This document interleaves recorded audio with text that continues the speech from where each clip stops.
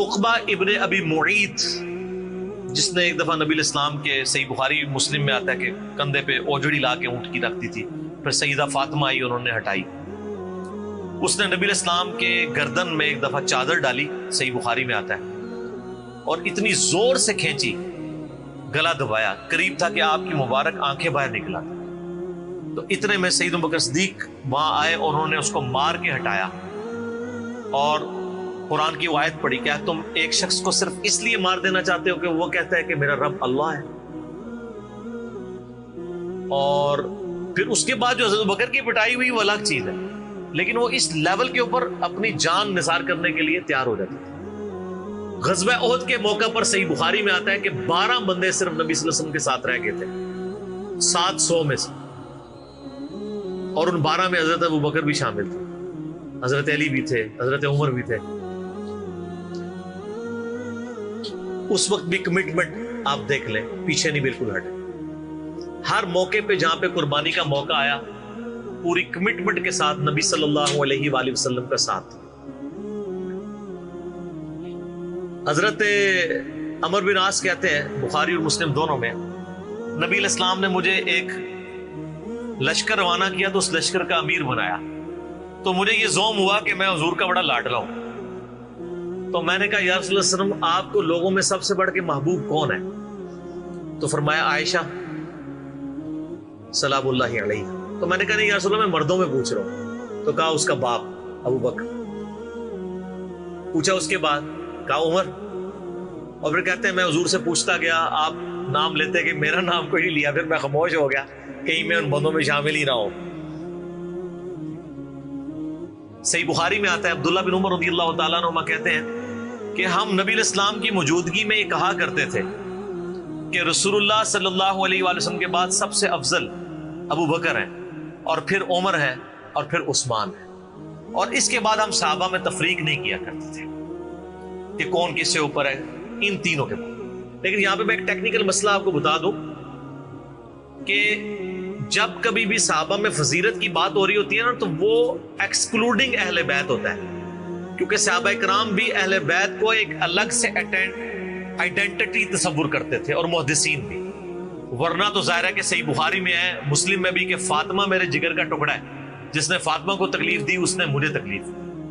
سیدنا ابو بکر بھی کبھی یہ جرت نہیں کریں گے کہ کہیں کہ میں رسول اللہ کو فاطمہ سے بڑھ کے محبوب ہوں، کبھی بھی نہیں یہ جرت کریں گے. اس کے الٹ آپ کو حدیثیں بخاری مسلم میں مل جائیں گی، وہ ٹاپک الگ ہے. میں آپ کو ایک شرعی مسئلہ سمجھا رہا ہوں. محدثین کے ہاں، صحابہ کے ہاں، جب کبھی بھی صحابہ کی فضیلت کی بات ہو رہی ہوتی ہے تو وہ ادر دین اہل بیت ہوتا ہے. یعنی اگر یہ فضیلت کی بات ہو رہی ہے تو اس میں حضرت فاطمہ، حسن و حسین، حضرت علی شامل نہیں ہے، ان کا مقام وہ ہاں وہ الگ سے ہے، وہ کیٹیگری الگ ہے، وہ اہل بیت کی کیٹیگری میں فال کرتی ہے. اور یہ اہل بیت کی کیٹیگری اتنی سٹرونگ ہے، آپ حدیث کی کتابوں میں دیکھیں گے کہ صحابہ کرام کے فضائل پہ چیپٹر الگ ہے، اہل بیت پہ الگ ہے، اور امہات المومنین پہ الگ ہے. ایون امہات المومنین کو بھی اہل بیت سے الگ سے ذکر کیا جاتا ہے. اہل بیت کی ٹرم جو محدثین کے ہاں مانی جاتی ہے، اگرچہ امہات المومنین بھی اہل بیت ہے، لیکن وہ اسپیسیفکلی سیدنا علی، حسن حسین اور سیدہ فاطمہ کے. تو یہ میں آپ کو کیٹیگری بتا رہا ہوں. تو بہرحال یہ خود مولا علی علیہ السلام کے بارے میں صحیح بخاری میں آتا ہے، محمد ابن حنفیہ نامی ایک عورت سے حضرت علی کا بیٹا تھا، اس کا نام تھا محمد. حضرت فاطمہ کی زندگی میں تو حضرت علی نے دوسری شادی نہیں کی، وہ صحیح بخاری مسلم میں آتا ہے، نبی اسلام نے ان کو منع کیا تھا، یہ ان کی خصوصیت تھی.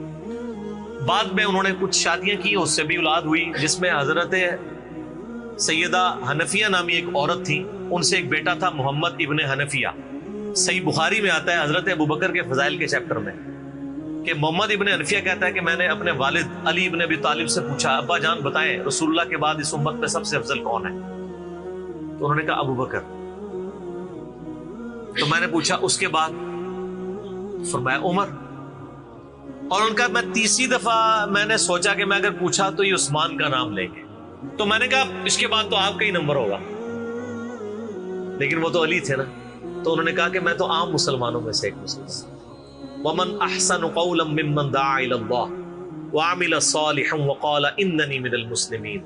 اس سے بڑھ کر کس کی بات ہو سکتی ہے جو لوگوں کو اللہ کی طرف بلائے، خود بھی نیک اعمال کرے، اور پھر بھی کہ میں عام مسلمانوں سے ایک مسلمان ہوں. میں بھی مسلمان ہی ہوں، بہت بڑا پیر فقیر یا کوئی اپنے آپ کو ایکسٹراڈنری نہ ماننا شروع کر. اس حدیث میں بھی سیدنا ابو بکر صدیق رضی اللہ تعالیٰ عنہ کی فضیلت کو خود مولا علی نے بیان کیا. پھر بخاری مسلم میں وہ جو حدیث ہے سقیفہ بنی ساعدہ والی جو اختلاف ہوا تھا، اس میں آپ کو پتا ہے سیدنا علی نے بیعت نہیں کی تھی حضرت ابو بکر کی 6 مہینے تک. بخاری مسلم دونوں میں آتا ہے. پھر سیدہ فاطمہ بیمار ہو گئی، ان کی تیمارداری کرتے رہے. پھر سیدہ فاطمہ فوت ہو گئی. بخاری مسلم کے الفاظ ہیں حضرت علی نے حضرت فاطمہ کی وفات کے بعد دیکھا کہ لوگوں کا رجحان ان سے کم ہونا شروع ہو گیا. جب تک حضرت فاطمہ زندہ تھی تو ظاہر نبی اسلام کا ایک وہ معاملہ تھا. تو پھر انہوں نے حضرت ابوبکر کو پیغام بھیجا کہ آپ میرے گھر آئیں اور اپنے ساتھ کسی کو نہیں لے کے آنا. اس حدیث کو روایت سیدہ عائشہ کر رہی ہے اور حدیث بخاری میں بھی ہے، مسلم میں بھی. اور اما عائشہ کہتی ہیں کہ سیدنا علی کی خواہش تھی کہ حضرت عمر نہ جائیں کیونکہ ان کے مزاج میں ذرا تیزی تھی. تو حضرت ابوبکر حضرت علی کے گھر جانے لگے تو حضرت عمر نے روک لیا. ان کا آپ کو میں اکیلے نہیں جانے دوں گا. ہائے ہائے، ابو بکر تو پھر ابو بکر ہے نا. انہوں نے کہا اللہ کی قسم نبی کے گھر والوں سے ہمیں کوئی شر کی امید نہیں ہے. ان کو تھا کہیں بلا کے ایجنسیوں کے ہاتھوں گرفتاری نہ کروا دے. آج کے دور میں بات کر تو حضرت بکر اکیلے گئے. سیدنا علی نے حضرت بکر سے کہا کہ اللہ نے جو آپ کو ہم پہ فضیلت دی ہے اس امر خلافت میں، ہمیں آپ سے کوئی حسد نہیں، لیکن نبی الاسلام کی قربت کے ناطے اور آپ کے اہل بیت ہونے کے ناطے ہم یہ سمجھتے ہیں کہ ہمیں اس مشورے میں شامل کرنا چاہیے تھا. تو سیدنا ابوبکر نے رونا شروع کر دیا. رونے کا مطلب یہ تھا کہ انہوں نے اس چیز کو ایکسپٹ کیا کہ یہ ٹیکنیکلی مسئلہ مس ہینڈل ہوا ہے. لیکن وہ کیوں ہوا وہ میں نے پورا 3 گھنٹے کا لیکچر ریکارڈ کروایا. مسئلہ 55B، وصی رسول کون ہے اور حدیث قرطاس کا تحقیقی جائزہ. جب رونا شروع کیا تو سیدنا علی نے کہا کہ بس اب میں آپ کی اعلانیہ بیعت کروں گا.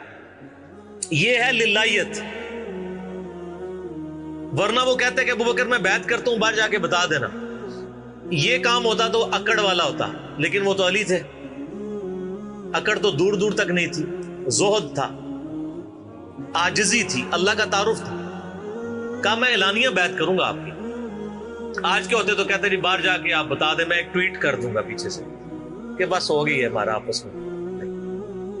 ظہر کے وقت بخاری مسلم کے الفاظ ہیں سیدنا ابوبکر نماز کے بعد ممبر پہ چڑھے اور حضرت علی کے فضائل بیان کیے اور پھر بیان کیا کہ ان کے بیعت نہ کرنے کی وجہ کیا تھی،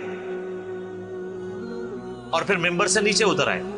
پھر حضرت علی ممبر پہ چڑھے اور حضرت ابوبکر کے فضائل بیان کیے اور اپنے بیعت نہ کرنے کی وجوہات بتائیں اور پھر اعلانیہ بیعت کی.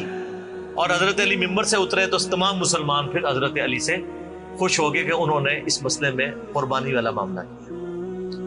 تو یہ بھی ایک موقع تھا. اس میں الفاظ ہیں کہ حضرت ابوبکر کہتے ہیں اللہ کی قسم حضرت علی سے روتے ہوئے کہ مجھے نبی کے گھر والے اپنے گھر والوں سے بڑھ کے عزیز ہیں. اور آپ کو مزے کی بات بتاؤں، صحیح بخاری میں ایک کریٹیکل حدیث ہے حسن حسین کے چیپٹر کے اندر، امام بخاری نے ڈالی ہے.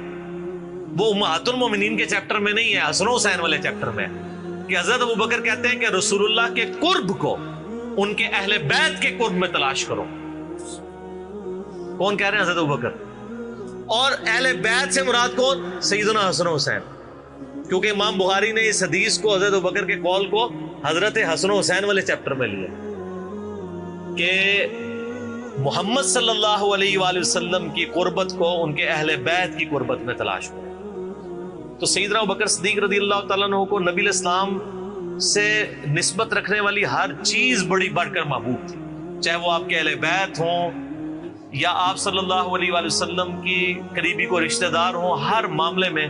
اس لیے آپ دیکھیں نا کمپرومائز آپ کو کہیں نظر نہیں آتا. سر بخاری میں آتا ہے کہ صلح حدیبیہ کے موقع پر حضرت عمر سے بھی تھوڑی سی مس ہینڈلنگ ہو گئی تھی. یا رسول اللہ ہم کیا حق پہ نہیں ہیں، پھر دب کے کیوں صلح کر رہے ہیں؟ حضور نے فرمایا کہ میں اللہ کا پیغمبر ہوں. پھر بھی تسلی نہیں، حضرت ابوبکر کے پاس آئے. پھر حضرت ابوبکر نے ڈانٹا کہ عمر وہ اللہ کے پیغمبر ہے. اور حضرت عمر کہتے ہیں مجھے پوری زندگی اس چیز کا غم رہے گا کہ میں نے بڑی جرت دکھائی. الٹیمیٹلی ثابت ہوا کہ صلح حدیبیہ والا جو معاملہ تھا وہ مسلمانوں کے حق میں شامل ہوا.